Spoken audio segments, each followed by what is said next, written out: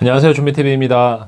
되게 오랜만에 영상을 올리는 것 같은데요. 제가 그동안 이제 편의점 상담도 따로 받아서 하고 있고, 지금 GS 리테일 취업이 시작되면서 취준생들 이제 취업 컨설팅 해주느라고 좀 바빠서 이제 영상을 정말 거의 3개월 만에 이제 올리는 것 같은데, 이제 너무 안 올리다 보니까 빨리 이제 업로드를 해야겠다 싶어가지고 이렇게 영상을 올리게 됐습니다.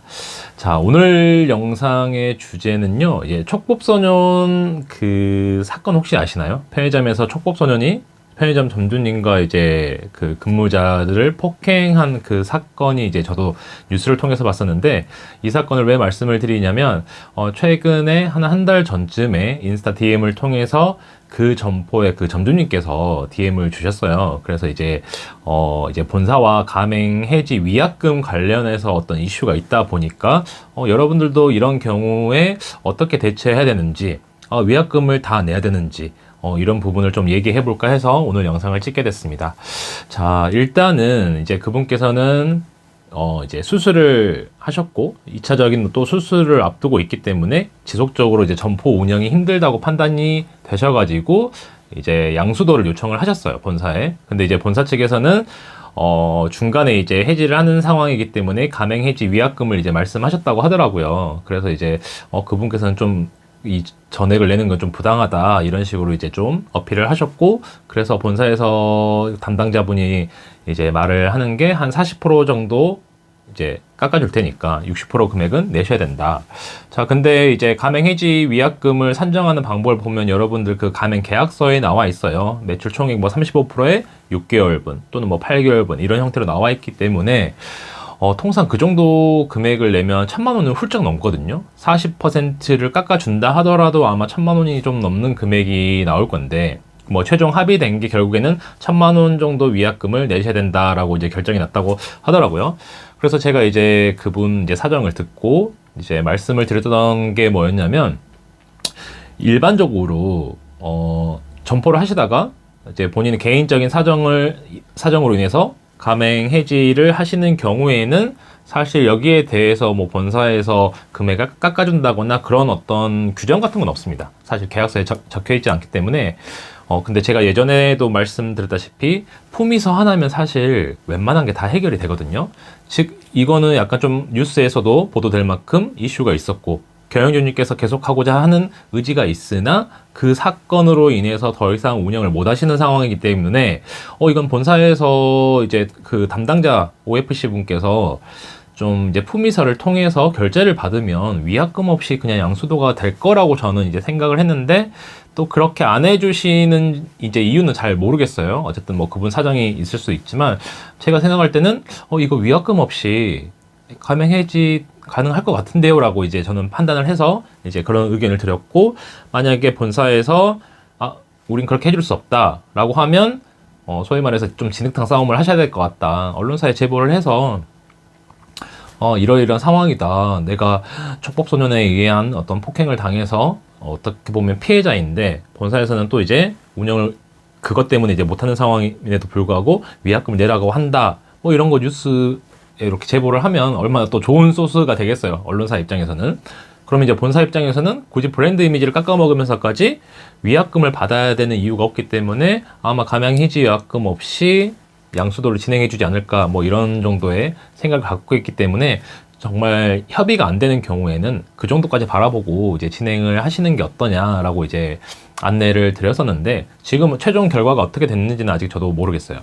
최근 한 몇 주 전에 다시 이제 DM이 오셨는데, 그때 이제 결정된 게 위약금 1,000만 원 정도로 이제 말씀을 하셨다고 하고, 일단 개인적으로 회사를 다녔던 사람 입장에서 보면은 품위서를 통해서 가맹 해지 위약금을 면제한다, 이런 뭐 이제 품위를 올리면 충분히 가능할 것 같은데 왜 그렇게 안 해주시는지는 사실 잘 이해는 되지 않습니다.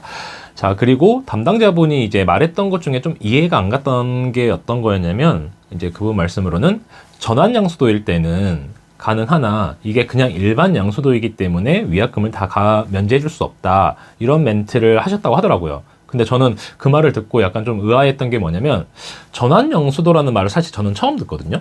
그러니까 양수도는 양수도일 뿐이지 전환 양수도라는 게 따로 있진 않아요.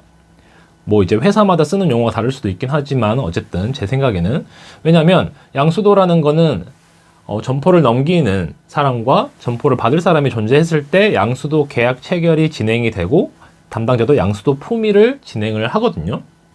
즉 매매 계약서처럼 파는 사람과 사는 사람이 이제 둘이 존재했을 때 매매 계약이 이제 체결되듯이 양수도도 마찬가지입니다.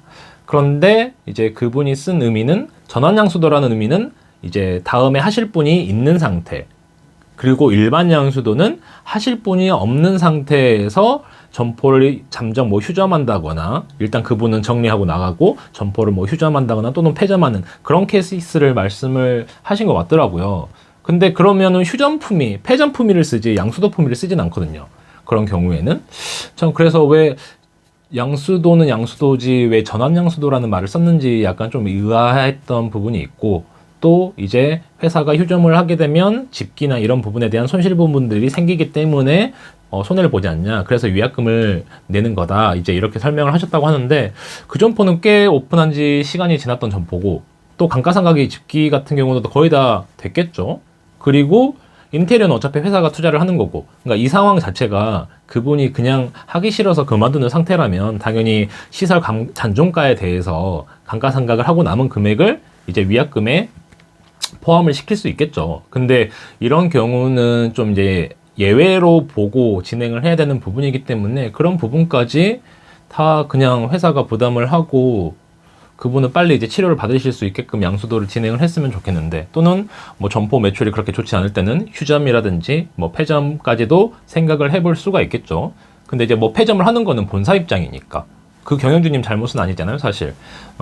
그래서 약간 제 상식으로는 뭐 이제 무조건 된다라는 개념보다는 담당자가 좀 그분 사정을 헤아려서 좀 열정적으로 이거를 해결해 주려는 어떤 의지가 있었다면 충분히 가능하지 않을까라는 그냥 생각을 이제 했어요. 저 개인적으로는. 근데 이게 뭐 답이라고 할 수는 없으니까. 무조건 위약금 안 내시고 나올 수 있어요 라고 단정 지을 수는 없다 보니까 저도 약간 얘기하기 조심스럽지만 어쨌든 불가능해 보이진 않는다 라고 이제 안내를 해드렸었고, 이제 그분이 이제 최종적으로 본사가 이제 1,000만 원을 제시한 상황이니까 이제 그 금액까지도 없애는 걸로 타협이 이제 협상이 됐는지, 아니면 그게 협상이 되지 않아서 말 그대로 이제 진흙탕 싸움을 가야 되는지, 아니면 1,000만 원을 정말 내실지, 뭐 이런 거 선택을 하셔야 되지만, 일단 오픈하신 지 얼마 안 된 상태라고 저는 들었기 때문에 한 7개월 정도? 그러면 가맹비 700만 원 날리고 그리고 위약금까지 내버리면 완전 적자죠. 그래서 이거는 좀 그 본사 측면에서 브랜드 이미지가 나빠질 수도 있는 상황이기 때문에 이런 어떤 사실들이 알려졌을 때 좀 잘 해결을 해주셨으면 하는 그런 바람이 있어가지고, 이게 일반적인 케이스는 아니지만 여러분들도 운영하시다 보면 어떤 예상치 못한 사건에 의해서, 사고에 의해서 점포를 이제 폐점하게 되거나 양수도를 이제 진행을 해야 되는 상황이 올 수도 있겠죠. 그때 당연히 위약금이라는 게 분명히 부담이 될 수도 있고, 그럼 위약금이라는 게 어찌 됐건 계약서에 명시된 금액 자체는 굉장히 커요. 그래서 그걸 다 부담하시는 거는 사실 너무 이제 저는 바보 같은 짓이라고 생각하고, 소송 가면은 어차피 금액 줄어들거든요. 소송까지 가면.